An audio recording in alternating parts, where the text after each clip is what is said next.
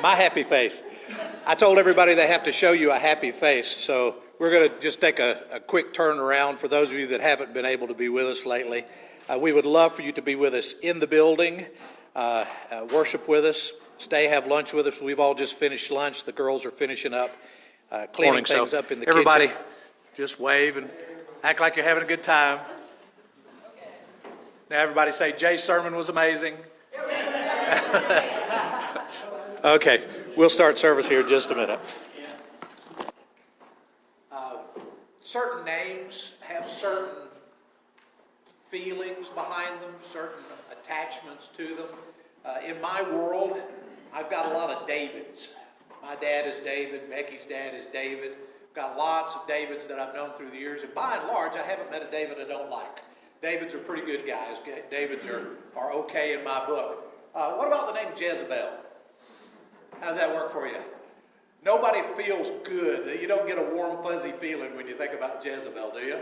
Jezebel was the queen who was attached to King Ahab during the time that Elijah was God's prophet in Israel.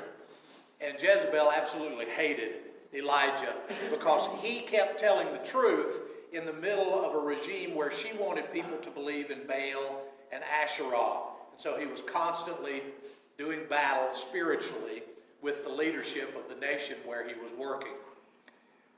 He has something in common with the disciples in that he had a time in his life when he was scared, when he lost sight of faith, when he lost sight of his confidence, and basically went and hid in a cave to get away from the problems that were hounding him. So I just want to read to you a passage that maybe you're familiar with, but maybe you'll notice a couple of things you haven't seen before.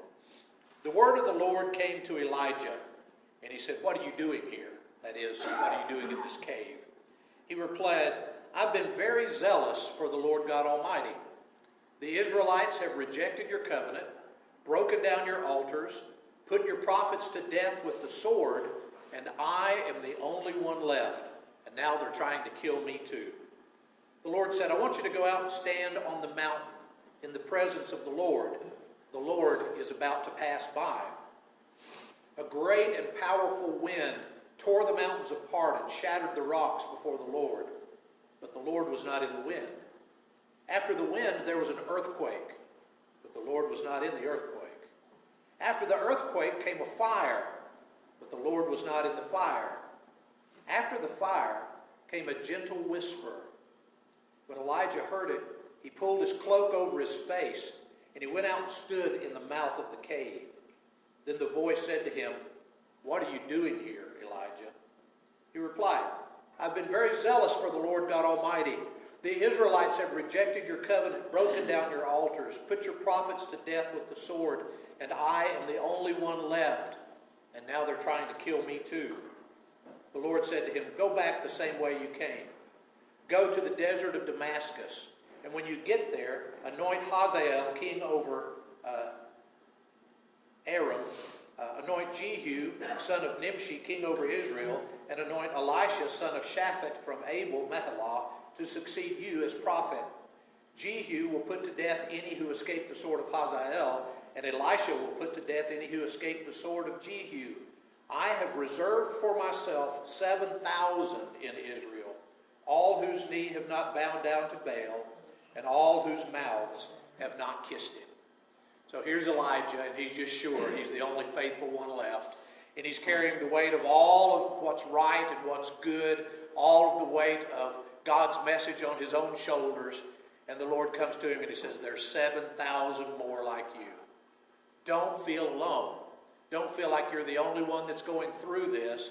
I'm still in charge. I still have what you need.